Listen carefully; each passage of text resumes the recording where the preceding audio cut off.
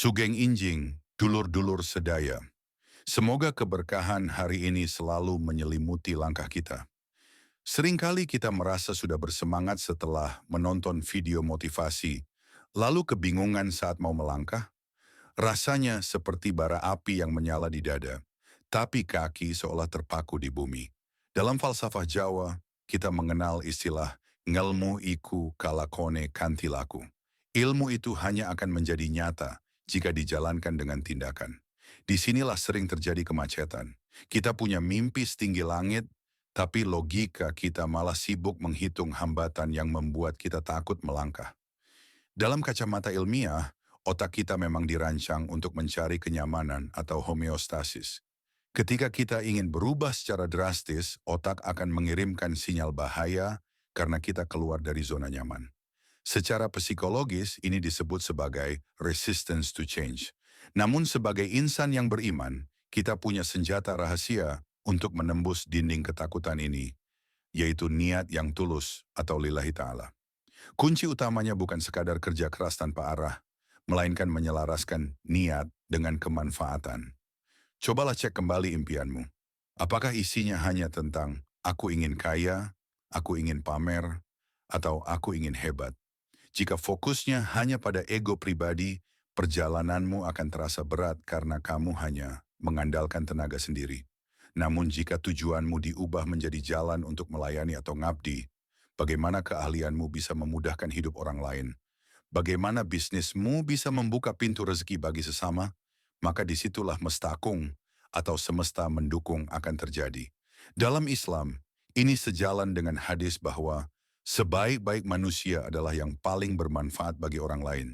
Saat tujuan kita adalah kemaslahatan, Allah akan menggerakkan asbab atau jalan-jalan yang tidak terpikirkan oleh logika pendek kita. Maka jangan hanya menjadi pemburu hasil, jadilah pengabdi proses. Gunakan akalmu untuk menyusun strategi yang ilmiah dan terukur, tapi gunakan hatimu untuk berserah atau sumeleh. Jangan paksa hasil harus terjadi besok pagi menurut maumu, karena itu urusan Sang Pencipta.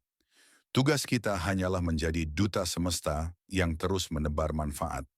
Ketika niat sudah benar, ikhtiar sudah maksimal secara ilmiah, dan hati sudah tawakal, maka keajaiban bukan lagi hal yang mustahil, melainkan sebuah kepastian yang logis. Mari kita melangkah hari ini, bukan untuk menjadi yang terhebat, tapi untuk menjadi yang paling bermanfaat. Matur nuwun, dan salam pengembangan diri. Bukti dukung ilmiah, referensi, homeostasis dan resistance to change. Secara neurobiologis, otak manusia, terutama bagian amigdala, cenderung menolak perubahan besar karena dianggap sebagai ancaman terhadap stabilitas internal tubuh, homeostasis. Hal ini dijelaskan dalam teori psikologi organisasi oleh Kurt Lewin mengenai force field analysis, di mana ada gaya penahan, restraining forces, yang muncul saat ada dorongan untuk berubah. Theory of planned behavior, Icek Azen. Teori ini menjelaskan bahwa tindakan seseorang dipengaruhi oleh niat, intention. Niat ini dibentuk oleh sikap, norma subjektif, dan kontrol perilaku yang dirasakan. Secara ilmiah, niat yang kuat dan spesifik meningkatkan peluang keberhasilan tindakan secara signifikan. Positive Psychology and Altruism, Martin Seligman. Penelitian dalam psikologi positif menunjukkan bahwa individu yang memiliki tujuan hidup melampaui kepentingan diri sendiri, eudaimonic well-being, atau prosocial behavior, memiliki tingkat ketahanan mental, resilience, yang lebih tinggi dan tingkat stres yang lebih rendah dibandingkan mereka yang hanya mengejar kesenangan pribadi, hedonic. Quantum entanglement, Albert Einstein, Modern Physics. Meskipun bersifat fisik, konsep ini sering digunakan sebagai analogi dalam pengembangan diri, seperti yang disinggung dalam video Irwan Hiro, untuk menjelaskan bahwa segala sesuatu di alam semesta saling terhubung. Secara metaforis, tindakan positif yang kita berikan kepada lingkungan akan kembali memberikan dampak positif pada sistem hidup kita sendiri.